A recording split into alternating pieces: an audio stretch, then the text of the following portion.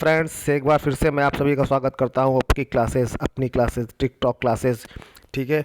और जैसा कि आपकी हर क्लास जो मैंने कराई है उसमें कुछ ना कुछ आपको रोचक फैक्ट्स बताए हैं, तो इस बार मैं आपको भारत के प्रधानमंत्रियों के बारे में वो अनसुने फैक्ट बताऊंगा जो आपको अभी तक शायद पता ना हो, और कैसा उनका निर्वाचन होता है, अनुच्छेद क्या क्या है प्रधानमंत्री से रिलेटेड, उनकी शक्तियाँ क्या है, ये सारी चीज़ें आपको आगे इस क्लास में कंप्लीट करा दी जाएंगी। तो प्लीज़ इस क्लास को शेयर कर दीजिए, सब्सक्राइब कर दीजिए, और देखने के बाद अच्छा लगे तो लाइक भी कर दीजिएगा। ठीक है। तो आज पहले तो सबसे पहले मैं आपको बधाई दे दूं, आज श्री कृष्ण की जन्माष्टमी है, और आज नंदलाल का बर्थडे है। तो आज सभी के आज जो जो केक काटे काटे, और जो जो इन्जॉय करना चाहे इन्जॉय करे, लेकिन ये क्लास को पढ़ करके इन्जॉय करें और केक काटें।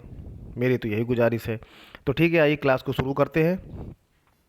बात करते हैं देश के सबसे पहले प्रधानमंत्री श्री जवाहरलाल नेहरू की, चाचा नेहरू, बच्चों के प्रिय। तो ये भारत के सबसे पहले प्रधानमंत्री तो थे, तो आप सभी जानते हैं, लेकिन सबसे लंबे समय तक ये प्रधानमंत्री रहे। ये 16 साल 286 दिन तक इन्होंने प्रधानमंत्री पद संभाला, और प्रधानमंत्री पद पर ही रहते रहते ये इनकी डेथ हो गई थी। और ये पहले प्रधानमंत्री थे जिनकी डेथ प्रधानमंत्री पद पर रहते रहते हुई। और इन्होंने प्राचीन हिंदू नागरिक संहिता में संशोधन किया था, प्राचीन हिंदू नागरिक संहिता में संशोधन किया था। बात करते हैं गुलजारी लाल नंदा जी की। तो वो भारत के पहले अंतरिम प्रधानमंत्री का मतलब कि जैसे कि क्लास का मॉनिटर कोई है, अब वो मॉनिटर किसी दिन चला गया छुट्टी पे, तो उसके छुट्टी वाले दिन पे किसी ना किसी को बना दिया जाएगा, तो वही होता है अंतरिम मॉनिटर। तो इसी तरह की ये कभी प्रधानमंत्री जब नहीं रहे होंगे किसी कारणवश, तो उनकी जगह ही बना दिए गए होंगे, तो ये अंतरिम प्रधानमंत्री हो गए। ठीक है। और इन्होंने इस तरह के लिए इस तरह 2 बार कार्य किया, 2 बार ये कार्यवाहक प्रधानमंत्री रहे, और मात्र 13 दिन के लिए। सबसे कम कार्यकाल अगर किसी प्रधानमंत्री का रहा तो वो गुलजारी लाल नंदा जी का रहा। तीसरे प्रधानमंत्री की बात करते हैं, जय जवान जय किसान का नारा देने वाले लाल बहादुर शास्त्री जी। इन्होंने भारत पाक युद्ध 1965 के दौरान पाकिस्तान को उसके घर में घुस के मारा था। ठीक है।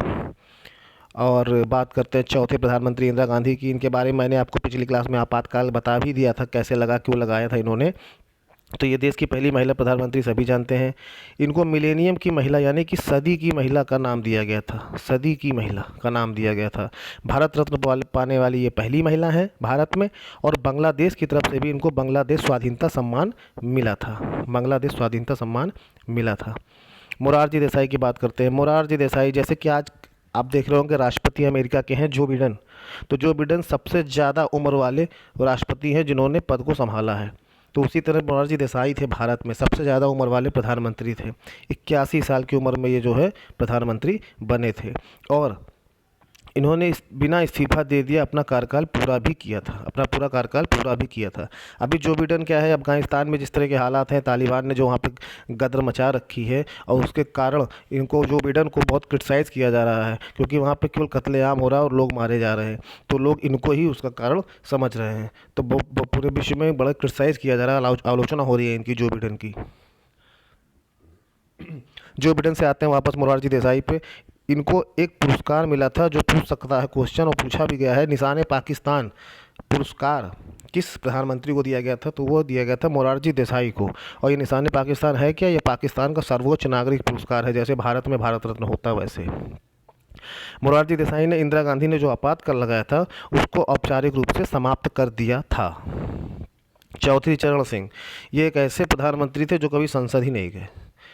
क्या आपको ये पता था कि कौन सा ऐसा प्रधानमंत्री जो कभी संसद ही नहीं गए? तो ये चौधरी चरण सिंह है, कभी संसद का सामना ही नहीं किया, कभी संसद गए ही नहीं। और जबकि हमारे 2014 में जो प्रधानमंत्री हैं हमारे माननीय श्री नरेंद्र मोदी जी, जब वो आए तो उन्होंने संसद को दंडवत प्रणाम किया था। अगर आप लोगों को ये दृश्य याद हो तो आप लोगों ने देखा होगा, तो उन्होंने दंडवत प्रणाम किया था संसद को, क्योंकि संसद जो है वो लोकतंत्र का मंदिर है, और बिना वहाँ गए, बिना मंदिर में सर झुकाए आप कैसे काम कर पाएंगे, क्योंकि सारे कानून बिल तो वहीं पास होते हैं। तो चौधरी चरण सिंह कभी संसद गए ही नहीं। मतलब इसकी एक ट्रिक है, आप जान लीजिए कि वो प्रधानमंत्री जिन्होंने कभी अपने चरण संसद में रखे नहीं, वो कौन थे? चौधरी चरण सिंह थे। इन्होंने जमींदारी प्रणाली को हटाया और भारत में भूमि सुधार अधिनियम लेके आए थे। बात करते हैं कंप्यूटर के जनक, क्रांति के जनक राजीव गांधी की। ये भारत में कंप्यूटर क्रांति के जनक थे, और 40 वर्ष की उम्र में सबसे कम उम्र के व्यक्ति थे जो प्रधानमंत्री बने। इनका भी असैसिनेशन कर दिया गया था। मतलब असैसिनेशन का मतलब होता है कि राजनीतिक हत्या कर दी गई थी इनकी। और लिट्टे जो तमिल का संगठन था उससे कुछ विवाद था तमिलनाडु के लेकर के, और उसी के चलते जब श्रीलंका गए तो वहाँ पे इनको एक मानव बम द्वारा इनको इनकी हत्या कर दी गई थी राजीव गांधी की। इनके ऊपर मूवी, एक पोखरण मूवी जो बनी हुई थी, वो सॉरी जॉन अब्राहम की एक मूवी है, वो इनके ऊपर मद्रास कैफ़े जो बनी है वो राजीव गांधी के असैसिनेशन पे ही बेस्ड है। बीपी सिंह की बात करें तो ये पहले ऐसे प्रधानमंत्री थे जिन्हें अविश्वास प्रस्ताव के बाद पद छोड़ना पड़ा था। अविश्वास प्रस्ताव मतलब क्या होता है? अविश्वास प्रस्ताव मतलब जैसे अगर आपकी सरकार है और वो बहुमत में है, पूरी सीटें हैं, तो वो चल रही है, लेकिन अगर लग रहा है कि गिरने वाली है और कुछ जोड़ तोड़ विपक्ष से हो गया है, तो विपक्ष क्या करता है? वो अविश्वास प्रस्ताव लाता है सरकार के खिलाफ, और कहाँ लाएगा? लोकसभा में लाएगा। अगर वो अविश्वास प्रस्ताव पास हो जाता है तो सरकार गिर जाती है। तो इसी कारण जो है बीपी सिंह पहले ऐसे प्रधानमंत्री थे जिनको अविश्वास प्रस्ताव के चलते पद छोड़ना पड़ा था। बात करते पीवी नरसिम्हा राव की। अभी पेट के एग्ज़ाम में इनसे रिलेटेड क्वेश्चन आया था, और यही क्वेश्चन आया था कि भारतीय आर्थिक सुधारों के समय देश के प्रधानमंत्री कौन थे? जिन्होंने पेट का पेपर दिया होगा सेकंड शिफ्ट का, वो ये जानते होंगे कि ये क्वेश्चन आया था कि भारतीय आर्थिक सुधार के समय भारत के राष्ट्रपति कौन थे? तो वो पीवी नरसिम्हा राव थे। और कब हुआ था? वही 1991 में सुधार हुआ था, और 92 में जो है वो बाबरी मस्जिद का डिमोलिशन हुआ था। तो और ये दोनों टाइम पे ये प्रधानमंत्री थे। जब बाबरी मस्जिद गिरी थी तब भी ये प्रधानमंत्री थे, और भारतीय आर्थिक सुधार जब हुआ था 1991 में तब भी ये प्रधानमंत्री थे। और साउथ से यानी दक्षिण भारत के ये पहले पीएम थे। साउथ से अब तक जितने हो रहे थे वो या तो क्या कहते हैं यूपी साइड से हो रहे थे, या मतलब नॉर्थ से, ईस्ट से हो रहे थे, और वेस्ट से हो रहे थे, लेकिन साउथ से दक्षिण भारत से पहले प्रधानमंत्री कौन थे? वो पीवी नरसिम्हा राव जी थे। बात करते हैं अटल बिहारी वाजपेयी।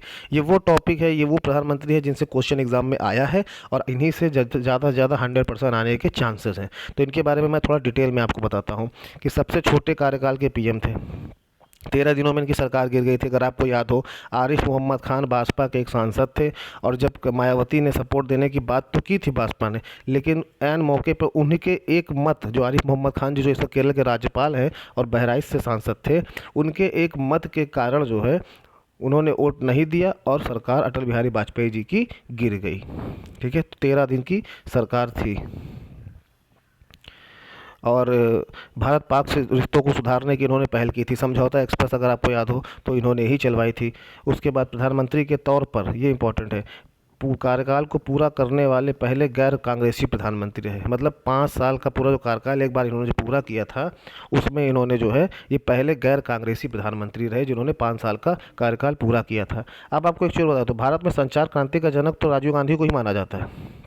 और राजीव गांधी के खास थे जो सैम पित्रोदा, उन्होंने उनको नियुक्त किया था। राजीव गांधी ने सैम पित्रोदा को नियुक्त किया था, और उन्होंने जो आम लोगों तक ये क्या कहते हैं संचार क्रांति का प्रसार किया। लेकिन जो आम लोग हैं हमारे आप तक, जो क्या कहते हैं संचार क्रांति के लिए हमारे हाथ में मोबाइल और क्या कहते हैं फ़ोन पहुंचा, और क्या उसमें जो है सिम पहुंची, सिम में नेटवर्क था और उससे हम लोग बात कर पाए, वो सारी चीज़ें प्रधानमंत्री अटल बिहारी वाजपेयी के द्वारा किया गया। इन्होंने बीएसएनएल के एकाधिकार को ख़त्म कर दिया और नई टेलीकॉम नीति लागू कर दी। पहले क्या था, सिर्फ एक बीएसएनएल छाया था। भाई साहब नहीं लगेगा, लोग अभी भी आज भी कहते हैं भाई साहब नहीं लगेगा, तो पहले बीएसएनएल ही छाया था। तो इन्होंने क्या किया, नई टेलीकॉम नीति ले आई। इससे क्या हुआ कि विदेश के जैसे वोडाफोन पहले हच हुआ करता था, फिर क्या कहते हैं आइडिया आ गया, फिर एक टाटा डोकोमो भी बीच में चला था। तो बहुत सारी जो कंपनियां हैं नेटवर्क की वो सब आ गई, तो मार्केट में कंपटीशन बढ़ा, तो कस्टमर को अच्छी सर्विसेज भी मिलने लगी और अच्छा नेटवर्क भी मिलने लगा, और लोगों को ऑप्शन भी मिल गए। तो जब ऑप्शन मिल जाएंगे ज़्यादा तो हर आदमी, और जब कंपटीशन बढ़ेगा तो सस्ते दरों पे सारी चीज़ें मिलेंगी, और जब सस्ते दरों पे सारी चीज़ें मिलेंगी तो हर आदमी उसको, आम आदमी भी उसको इस्तेमाल कर पाएगा। तो ये नई टेलीकॉम नीति किसने लागू की थी? माननीय स्वर्गीय श्री अटल बिहारी वाजपेयी जी ने, श्रद्धेय श्री अटल बिहारी वाजपेयी जी ने ही इसको लागू की थी। ये मेरे प्रिय प्रधानमंत्री है, मैं अपनी पर्सनल आपको बता दे रहा हूँ। ये बहुत ही अच्छा बोलते थे। संसद में जब कोई भी बोलने शुरू होते थे तो विपक्ष भी इनकी बात को लोहा मानते थे, और 2 सीट से बीजेपी को उठा करके इन्होंने यहाँ तक इसको पहुँचाया था। तो नई टेलीकॉम नीति इन्होंने लाई थी।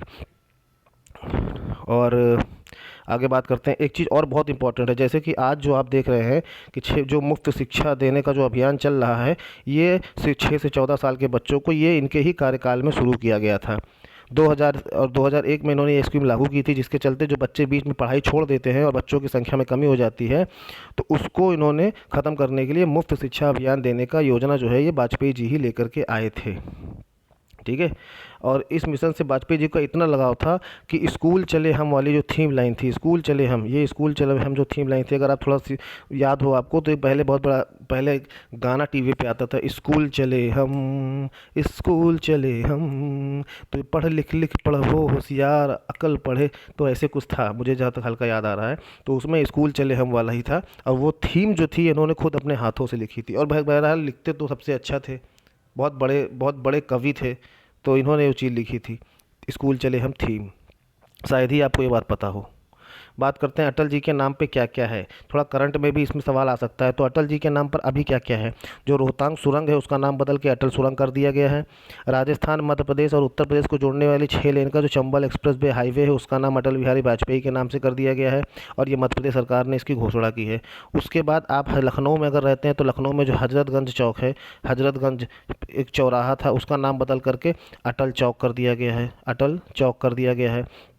ठीक है, अटल चौक उसका नाम बदल करके कर दिया गया है। और सुनिए, हबीबगंज रेलवे स्टेशन है, हबीबगंज रेलवे स्टेशन है, उसका नाम बदल करके अटल बिहारी वाजपेयी रेलवे स्टेशन कर दिया गया है। उसके बाद एक बोगी पुल है, बोगी पुल का नाम बदल करके बोगी पुल का नाम बदल करके अटल सेतु कर दिया गया है, बोगी पुल का नाम बदल करके अटल सेतु कर दिया गया है। ठीक है, बोगी पुल का नाम बदल के अटल सेतु कर दिया गया है। और जो नया रायपुर है, जो छत्तीसगढ़ में एक नया रायपुर है, नया रायपुर एक नया ज़िला है, तो उस नया रायपुर का नाम बदल करके अटल नगर कर दिया गया है। क्या कर दिया गया है, अटल नगर कर दिया गया है। ठीक है ना। और जो इकाना स्टेडियम है लखनऊ में, उसका भी नाम अटल बिहारी वाजपेयी के नाम पर, इकाना स्टेडियम जो लखनऊ में है उसका नाम भी जो है अटल बिहारी वाजपेयी के नाम पर कर दिया गया है। तो अटल बिहारी वाजपेयी के नाम पे बहुत सारी चीज़ें कर दी गई हैं, और इसमें क्वेश्चन पूछने के पूरे पूरे चांस एग्जाम में है कि आ सकता है। तो इकाना स्टेडियम का नाम बदल करके अटल बिहारी वाजपेयी स्टेडियम कर दिया गया है। मनमोहन सिंह जी की बात करते हैं, जो बहुत बड़े अर्थशास्त्री थे हमारे देश में, बहुत बड़े अर्थशास्त्री थे और देश के पहले सिख पीएम थे। इन्होंने 8 नए आईआईटी की स्थापना की थी, और राष्ट्रीय ग्रामीण स्वास्थ्य मिशन, ठीक है, राष्ट्रीय ग्रामीण स्वास्थ्य मिशन की शुरुआत भी मनमोहन सिंह जी ने की थी। ये कांग्रेस की तरफ से थे और 10 साल तक प्रधानमंत्री रहे थे, नरेंद्र मोदी जी के आने से पहले ही प्रधानमंत्री थे। अब अनुच्छेद की बात करते हैं, निर्वाचन कार्य और शक्तियाँ की बात करते हैं। तो अनुच्छेद 75, भारतीय संविधान का जो अनुच्छेद 75 है वो केवल इतना कहता है कि भारत का एक प्रधानमंत्री होगा जिसकी नियुक्ति राष्ट्रपति करेगा। तो नियुक्ति करेगा राष्ट्रपति, शपथ दिलाएगा, लेकिन ये नहीं कि राष्ट्रपति जिसको चाहे उसको प्रधानमंत्री बना देगा, ऐसा कुछ नहीं है। जनता जो आम इलेक्शन होंगे उससे जनता चुनेगी सांसदों को, सांसद जो बड़ी पार्टी होगी उसके सांसद चुनेंगे अपने नेता को, और वो जाकर के प्रधानमंत्री बनेगा। और कई बार इलेक्शन चुनाव से पहले ही प्रधानमंत्री पद की घोषणा हो जाती है, जैसे 2014 में हो गई थी कि अब की बार मोदी सरकार, 2019 में भी हो गई थी। ठीक है, तो देखा जाए तो सारी जो शक्तियां हैं वो प्रधानमंत्री के पास ही होती हैं, बस राष्ट्रपति जो है के सिग्नेचर से होता है, जो प्रधानमंत्री चाहता होता वही है लगभग। अब संविधान में क्या कहा गया है कि जैसे कि संविधान में जो पीएम अपॉइंटमेंट, राष्ट्रपति जो है पीएम को अपॉइंटमेंट करता है, सिर्फ और सिर्फ नियुक्ति करता है, बाकी प्रधानमंत्री जो चाहता है होता वही है, और मंत्रिपरिषद के सलाह पर, मंत्रिपरिषद का अध्यक्ष होता है प्रधानमंत्री। जैसे जो प्रधानमंत्री पद भारत देश में है वो कहाँ से लिया गया है, वो ब्रिटेन से लिया गया है। अब प्रधानमंत्री ब्रिटेन के इस वक्त कौन है, बोरिस जॉनसन है। तो वहाँ के ब्रिटेन में क्या है, प्रधानमंत्री सबको सर्वे सर्वा है, वहाँ राष्ट्रपति माने कुछ नहीं। और अमेरिका में क्या है, सब कुछ राष्ट्रपति होता है, प्रधानमंत्री माने जीरो। तो अमेरिका से नहीं लिया गया है प्रधानमंत्री का पद, वो कहाँ से लिया गया है, ब्रिटेन से लिया गया है, यानी इंग्लैंड के प्रधानमंत्री के समान है, इंग्लैंड के प्रधानमंत्री के समान है। तो प्रधानमंत्री पद के लिए योग्यता क्या होनी चाहिए, मिनिमम 25 वर्ष एज होना चाहिए। बाकी तो आप सबको पता है कि वो पागल या दिवालिया ना हो, किसी सरकारी पद पर ना हो, है ना। और प्रधानमंत्री को किसी न किसी एक लोकसभा या राज्यसभा दोनों में से किसी एक का सदस्य हो सकता है। ठीक है, किसी न किसी एक का सदस्य हो सकता है और होना ही चाहिए। मान लीजिए कि अगर कोई प्रधानमंत्री हो जाता है, कोई प्रधानमंत्री हो जाता है, बना दिया जाता है, तो उसको फिर 6 महीने के अंदर कहीं ना कहीं संसद सदस्यता ग्रहण करनी पड़ेगी, तभी जा कर के वो बनेगा, चाहे वो राज्यसभा से सांसद बना दिया जाए, लेकिन उसको संसद सदस्य होना अनिवार्य है। और राज्यसभा से देखिए, श्रीमती इंदिरा गांधी और मनमोहन सिंह, ये दोनों जो प्रधानमंत्री बने थे, ये दोनों राज्यसभा के सदस्य थे, ये लोकसभा के सदस्य नहीं थे। है ना। श्रीमती इंदिरा गांधी को राज्यसभा की सदस्यता होते हुए भी पीएम नियुक्त किया गया था और मनमोहन सिंह भी राज्यसभा के सदस्य होते हुए पीएम नियुक्त किए गए थे।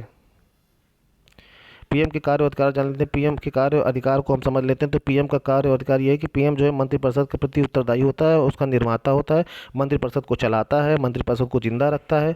ठीक है, तो मंत्रिपरिषद का जो है नेता होता है वो प्रधानमंत्री होता है। जो सारे कानून वगैरह पास होते हैं तो मंत्रियों को आपस में चर्चा करके क्या कैसे क्या करना है वह मंत्रियों को चुनता है।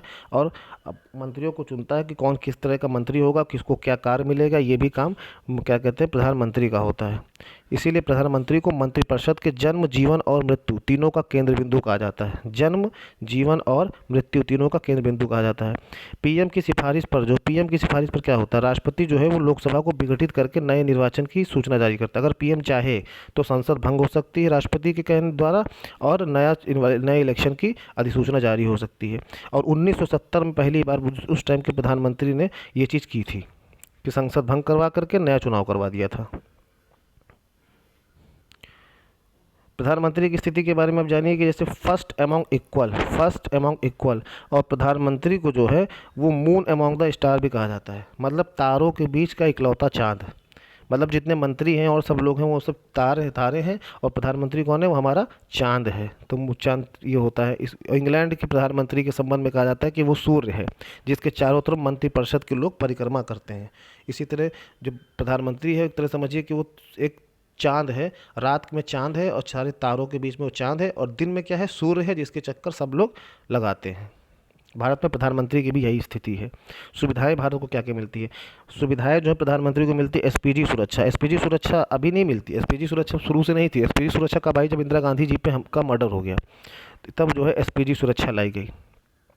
तो ये प्रधानमंत्रियों की सुरक्षा के लिए एसपीजी सुरक्षा लाई गई। बुलेट प्रूफ गाड़ियाँ मिलती हैं इनको, और बुलेट प्रूफ गाड़ियाँ मिलती हैं। और उसके बाद जो है एक अगर मान लीजिए कोई केमिकल अटैक हुआ है तो इसके हमले से बचने के लिए इनके वाहन के अंदरूनी कक्ष में एक गैस चैम्बर में तब्दील होने की सक्षम है, ताकि जो बाहरी वायु है, जो यानी बाहर जो खतरनाक गैस है वो अंदर प्रवेश न कर सके, और अंदर ऑक्सीजन की सप्लाई भी बनी रहती है।